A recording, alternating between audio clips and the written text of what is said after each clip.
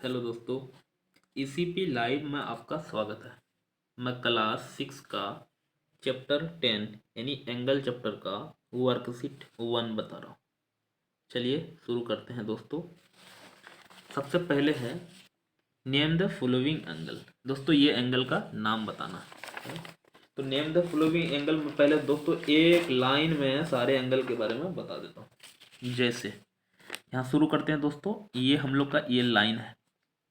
दोस्तों यहाँ देखिए क्या क्या हो सकता है। यहाँ से शुरू हुआ एंगल, यहाँ से यहाँ आ गया, कितना आ गया, यहाँ 0 से शुरू हुआ था, यहाँ लिख देता हूँ 0 डिग्री से शुरू हुआ था, यहाँ 90 पे आया है ना। फिर 90 से कितना आ गया दोस्तों, 180 में आ गया। 180 से शुरू हुआ दोस्तों, कितना में आ गया, 360 में आ गया है ना।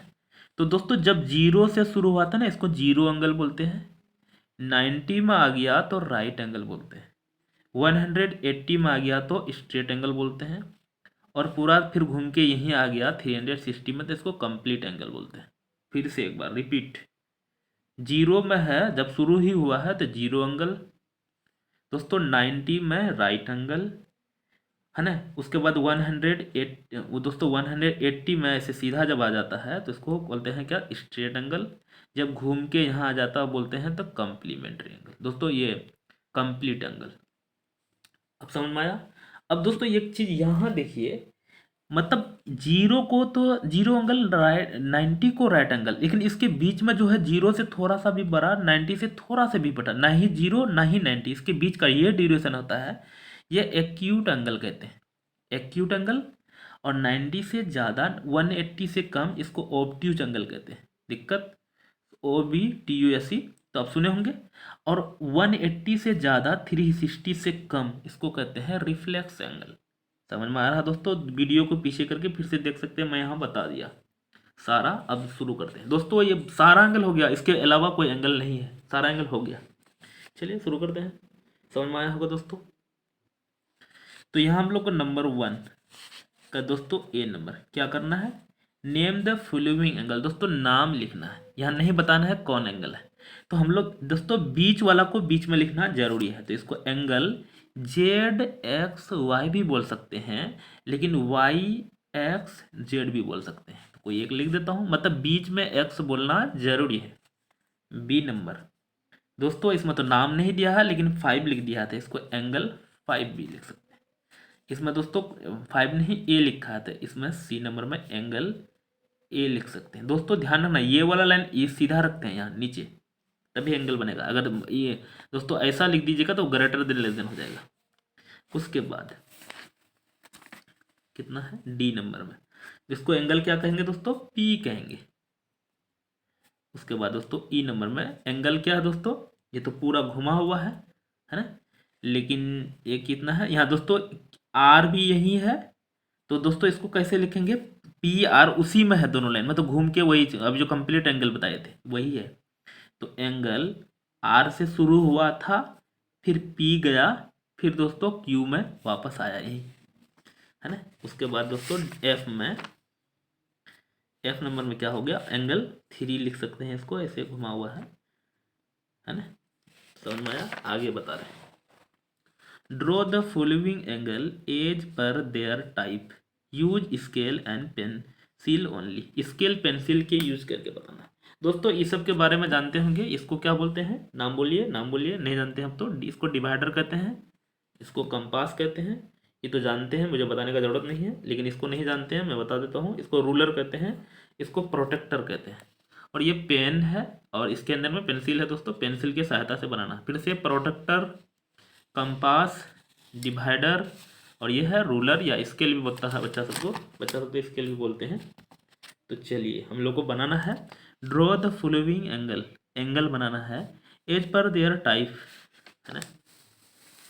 तो कोई भी एंगल है ना, यूजिंग स्केल एंड पेंसिल। तो दोस्तों मैं पेंसिल की अगर यूज करके बनाऊंगा ना, नहीं दिखेगा, तो मैं पेन का यूज करके बनाता हूँ, है ना। तो चलिए ए नंबर, कितना नंबर का, 2 का ए बता रहा हूँ दोस्तों। रिफ्लेक्स एंगल अभी जस्ट बताया, रिफ्लेक्स एंगल क्या होता है, 180 से ज़्यादा बनाना आपको, तब रिफ्लेक्स एंगल बनेगा, है ना। तो हम लोग जैसे कोई लाइन यहाँ खींच देते हैं, ये ए नंबर बता रहा हूँ, है ना।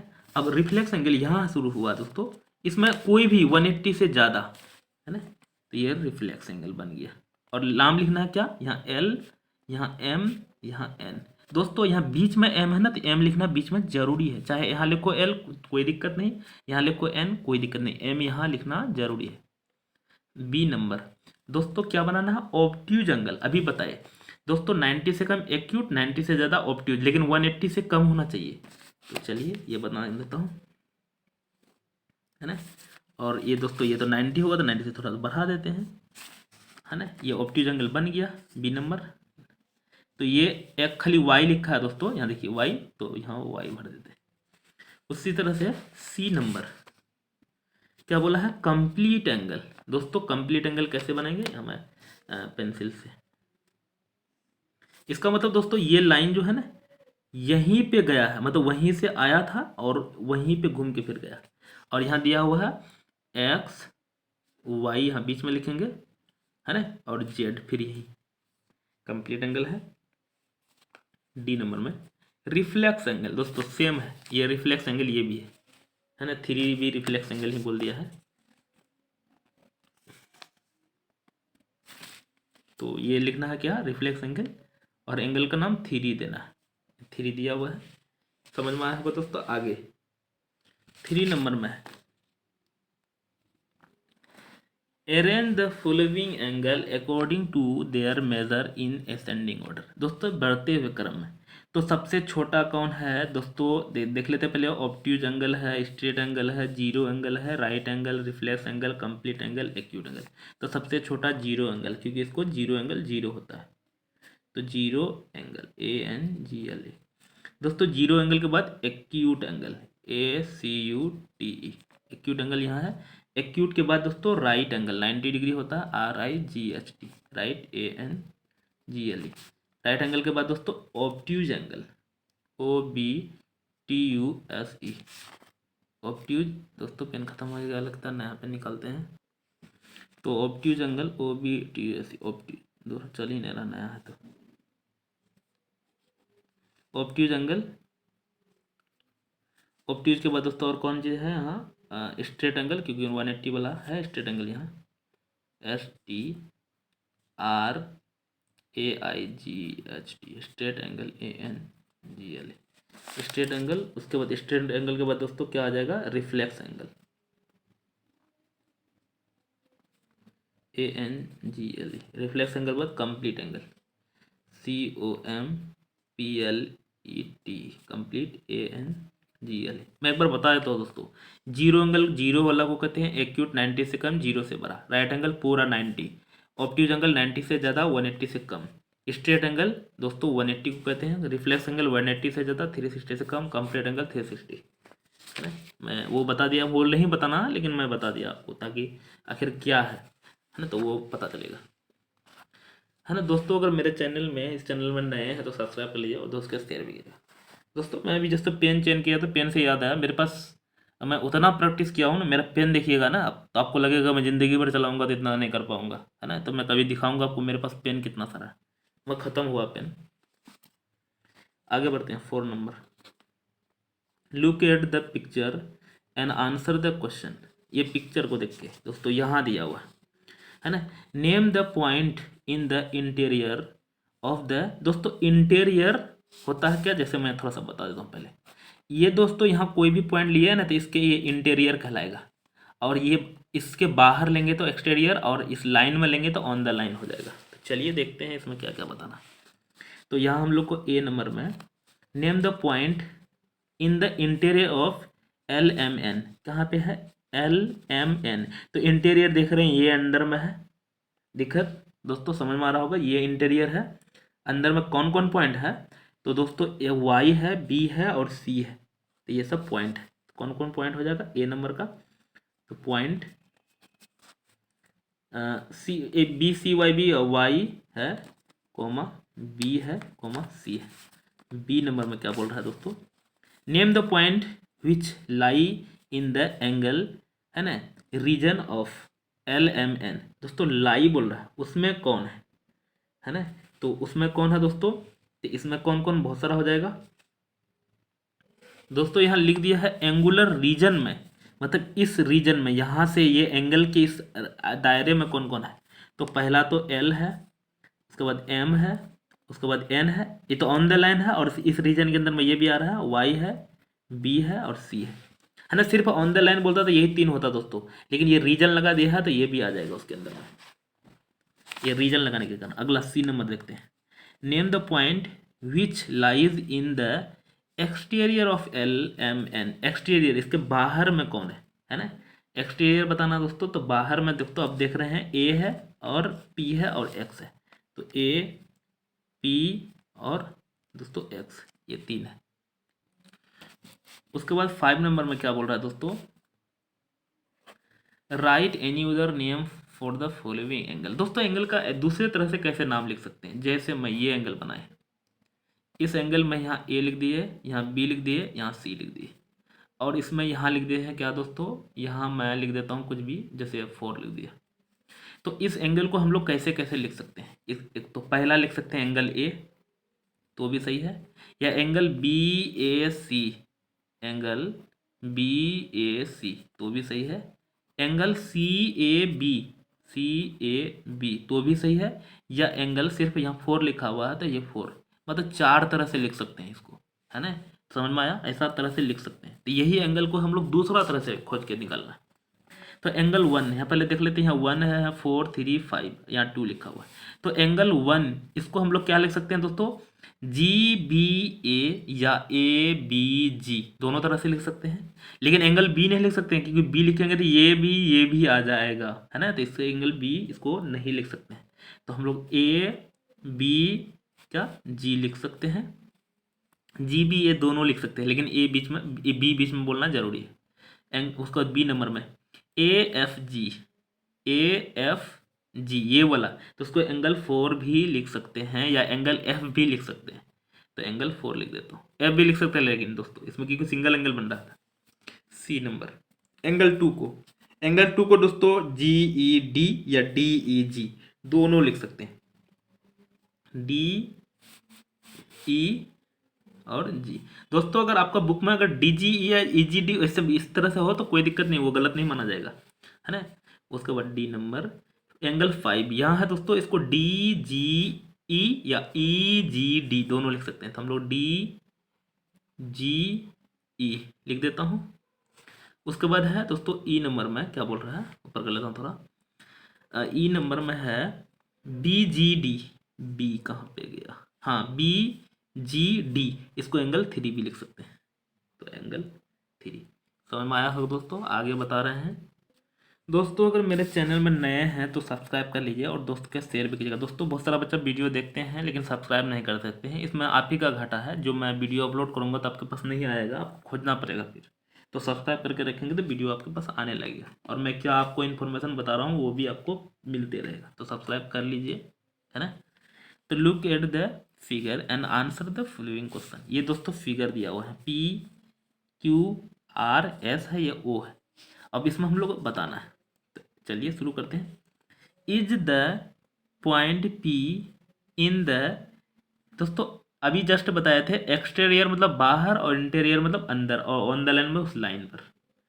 तो दोस्तों यहाँ बोलता पी जो है exterior of R O S, पहले आर ओ एस खोल लेते, आर ओ एस ये वाला, यहाँ से यहाँ वाला क्षेत्र बोल रहा है, तो पी बाहर है, हाँ पी तो बाहर है, सही बात, क्योंकि ये वाला क्षेत्र के अंदर में पी नहीं है, पी आउट है, यस हो जाएगा, तो है ना। B number is the R in the interior of S O R, S कहाँ गया, एस ओ आर, इसके अंदर में आर है नहीं, आर इसके अंदर में नहीं है दोस्तों, एक साइड में है आर, तो इसलिए ये नो हो जाएगा, है ना। इंटीरियर में तो अंदर होना चाहिए।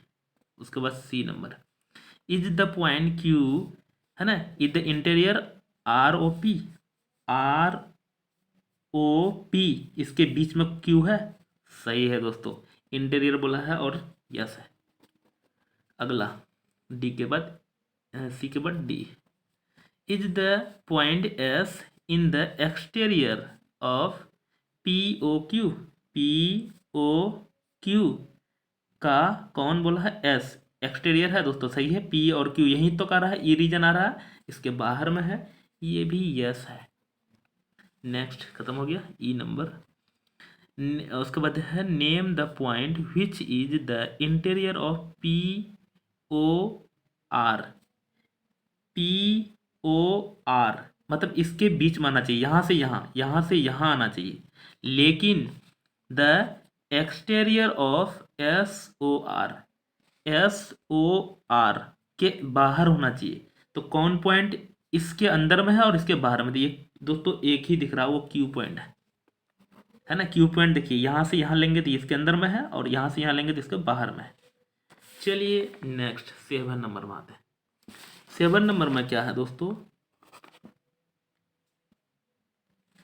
Right the kinds of angle formed between the following direction. दोस्तों मैं सारा बताते जाता हूँ। नॉर्थ एंड साउथ, कोई भी चीज़ का ऊपर वाला भाग को नॉर्थ कहते हैं दोस्तों, एन है ना, और इसका नीचे जस्ट होगा साउथ। तो दोस्तों ये कौन एंगल सीधा बन रहा है 180 डिग्री का, तो इसको दोस्तों हम लोग कहते हैं स्ट्रेट एंगल। ये मैं 180 डिग्री बनेगा, ये भी लिख देता हूँ, ये नहीं लिखना है दोस्तों, लेकिन हमको सिर्फ नाम लिखना है, लेकिन मैं वो भी बताता हूँ आखिर कितना बन रहा है। Straight angle, STRAIGHT, straight ANGLE।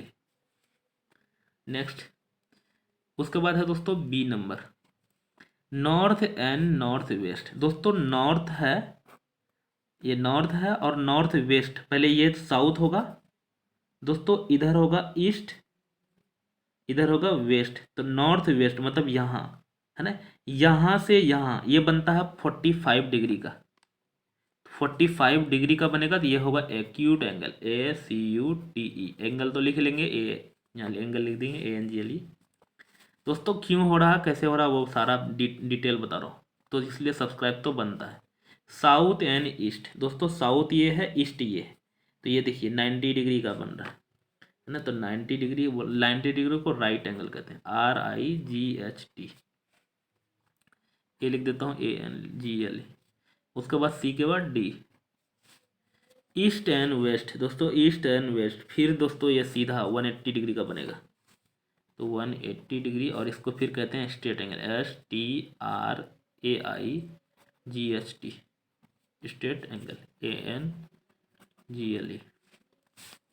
तो आगे देखते हैं दोस्तों। उसके बाद है दोस्तों 8 नंबर में, fill in the blanks following blanks.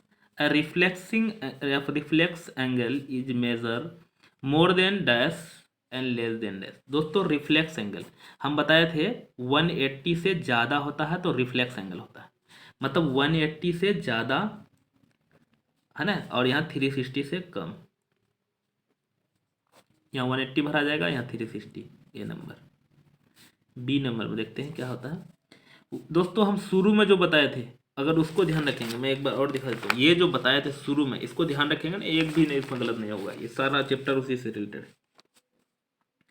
One complete angle, दोस्तों एक कंप्लीट एंगल जो होता है कितना होता है 360, तो डैश है राइट एंगल। दोस्तों राइट एंगल यहाँ से यहाँ एक होगा, यहाँ से यहाँ एक होगा, 2, फिर यहाँ से यहाँ एक होगा, 3, यहाँ से यहाँ 4 होगा, 4 राइट एंगल होता है, 4 राइट एंगल बराबर है ना। आप सोचो ऐसा कैसे, क्योंकि राइट एंगल होता है 90 को 4 से मल्टीप्लाई कर, 9 4 जा 36, और दोस्तों 360 आ जाएगा, और 0 यहाँ था, तो समझ में आया होगा। C number, the minute hand turn through dash degree from the dialing 7 to 11। दोस्तों 7 से 11 में घड़ी पहन के हूँ, इसमें दिखा देता हूँ दोस्तों, 2 से 11 जाएगा, तो कितना होगा 2 से 11, यहाँ है 2, तो 1 2 3 4 5 6 7 8 और 9, क्योंकि 11 तक जाएगा तो 9 जाना पड़ेगा। या दूसरे तरह से भी आप कर सकते थे, 11 में 2 सब्ट्रैक्ट करेंगे तो हो जाएगा 9 है ना। तो कितना डिग्री होगा दोस्तों, एक यहाँ से 1 से यहाँ 2 जाने में ना 30 डिग्री लगाना पड़ता है, तो 9 को कितना 30 से मल्टीप्लाई कर देंगे, 9 3 जा 27, और दोस्तों 0 है क्योंकि ये, तो 0 बैठा देंगे, कितना 270 डिग्री, तो 270 डिग्री जाना पड़ेगा। ध्यान रखना दोस्तों, जो घड़ी का जो है ना, ये दिख रहे हैं आप, यहाँ से यहाँ जाने में 30 डिग्री होता है, यहाँ जाने में फिर 30 डिग्री, यहाँ जाने में फिर 30, तो 30 30 30, यहाँ से यहाँ आने में 90 डिग्री होता है, देख लीजिए, यहाँ से यहाँ सीधा आने में 90। अब एक लाइन में ध्यान रखना, जितना गया उसको 30 से मल्टीप्लाई करो, डायरेक्ट आंसर पाओ। D number, an angle of a measure है ना 345.5 इज द डैश एंगल। तो दोस्तों वो कौन सा एंगल होगा, तो हम बताए अभी जस्ट 180 से ज़्यादा और 360 से कम, इसी के अंदर में रेंज कर रहा है, तो इसको रिफ्लेक्स एंगल कहते हैं, है ना, REFLEX। हो गया दोस्तों, और नहीं है नहीं था दोस्तों। अगर मेरे चैनल में नए हैं तो सब्सक्राइब कर लीजिएगा, दोस्तों शेयर भी कीजिएगा। दोस्तों एक्सप्लेनेशन कैसा लगा कमेंट जरूर कीजिएगा दोस्तों, शेयर जरूर कीजिएगा और सब्सक्राइब तो कर लीजिए नया नया चैनल में। Thank you.